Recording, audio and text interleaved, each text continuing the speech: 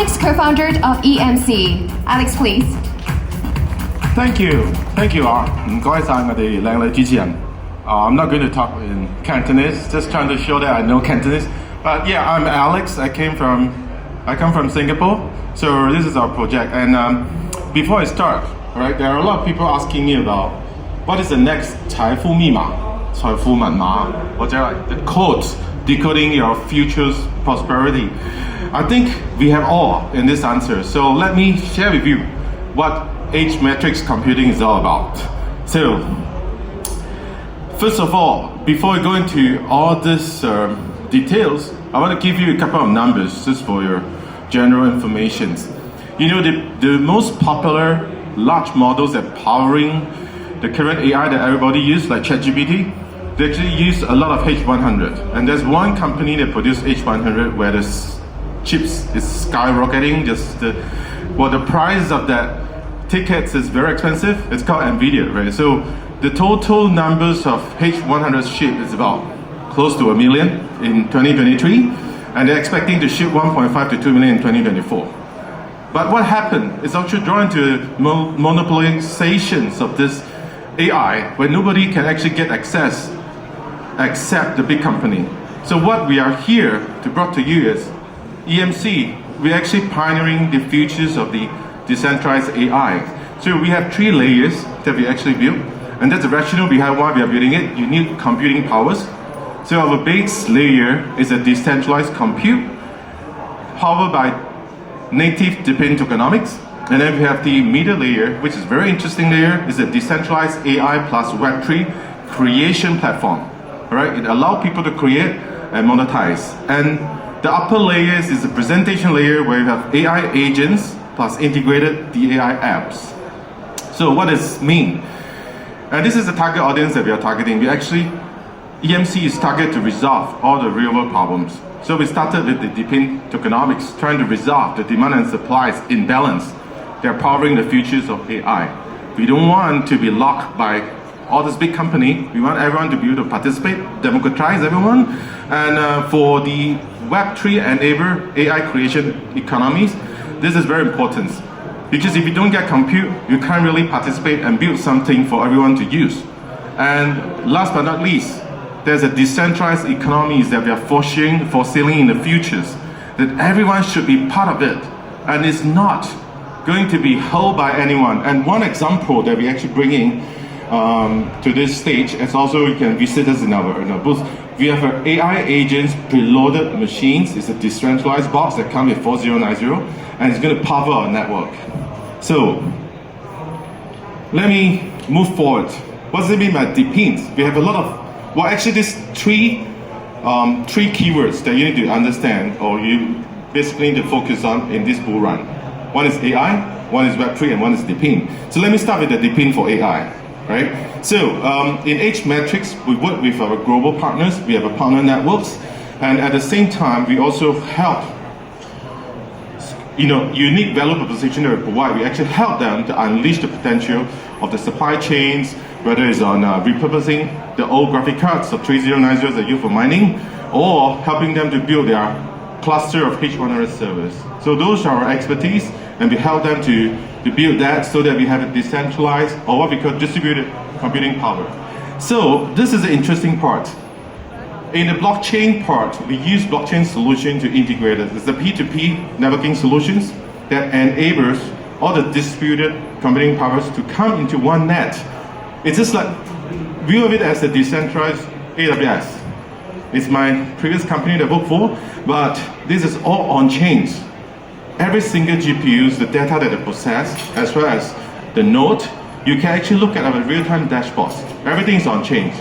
And the beauty about the DePIN is it's tokenomic driven, meaning that we don't even need to worry about how much it costs to build that. To give you an example, AWS built their availability zone or a reason 5 to 10 years. That's the time that you need to build and provisioning AI data centers. But in the DePIN, you can actually get everyone to come in to build together, and the GPU can be shared for everyone to use.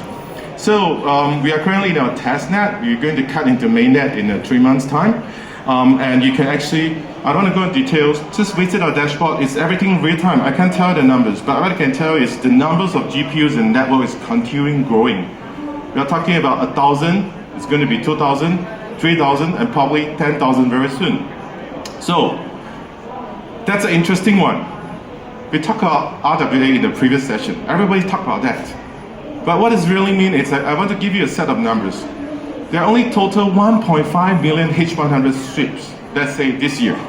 Can any one of us afford one piece of the H100? It's 40K. Well, the answer is yes, okay? So this GPU RWA DeFi is probably the most innovation that you can see in the market, where you can actually invest and own H100 cards at the same time enjoying the returns of this card that powering the future of AI. It's very simple. Don't go through the data. I can give you the numbers. Every card's 40K. If you want to buy it, you can buy RWAs. All these are pre-installed servers, clusters, superport that are hosted in data centers, T3 plus data centers across the world with our partners. And the partner is going to operate it, rent it out, and you're going to get the returns that are coming back from this H100. Well, this is the innovation. Don't talk about RWA or trying to use the concept of RWA, trying to tokenize a building. That's not innovation. Every data on this network is on-chain, okay? You don't need RWA for building.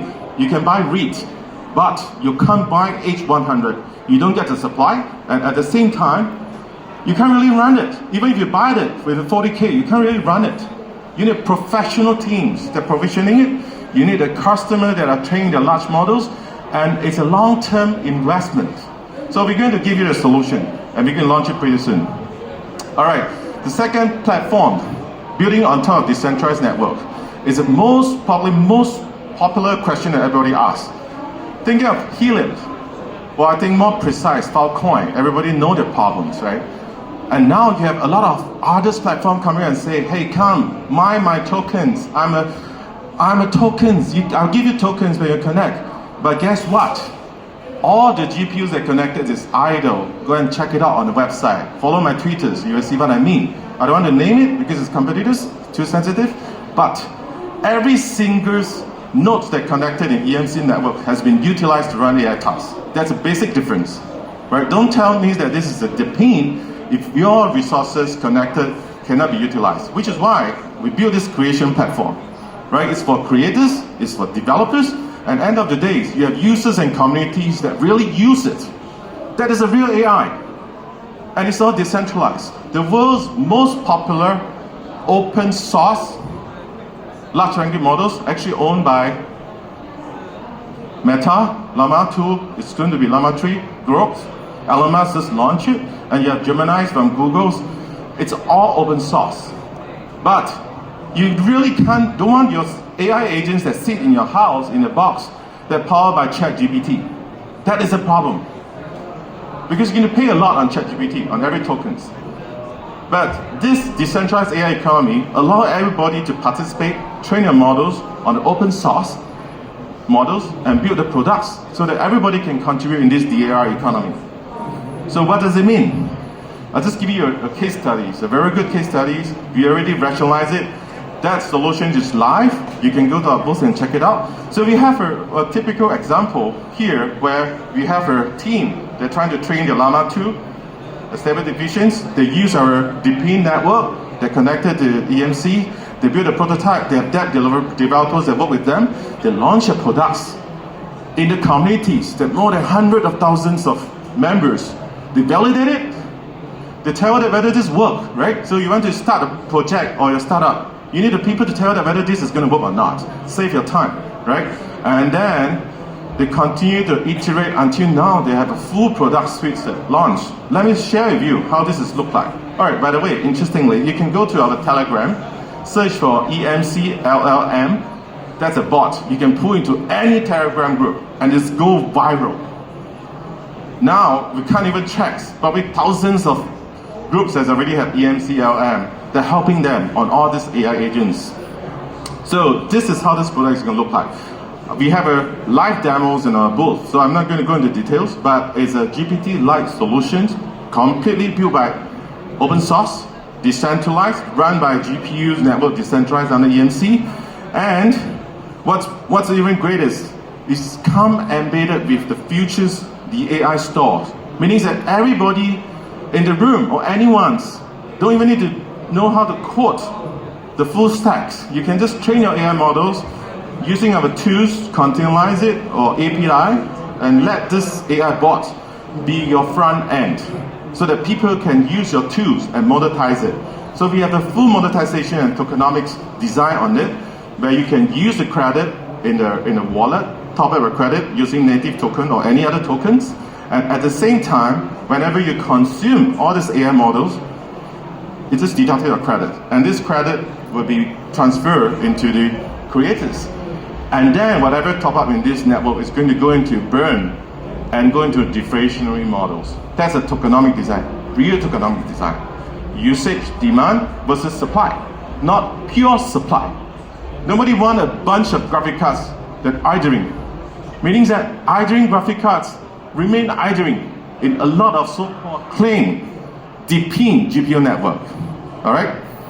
So this is the AI monetization models.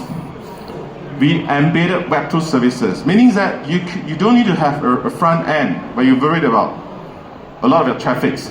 So in this startup world, there are only two things that matters. One is compute, the other one is traffic. 90% of your fund that you raise go into that, and the rest is development. Because to grow products, you need traffic for people to use. But in these Web3 communities, everybody play a part in here, right? And you can easily integrate our API-based AI tools, AI agents into your original apps.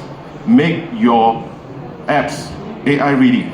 So in other words, everything can be AI, and that's a topic in the CDC this year.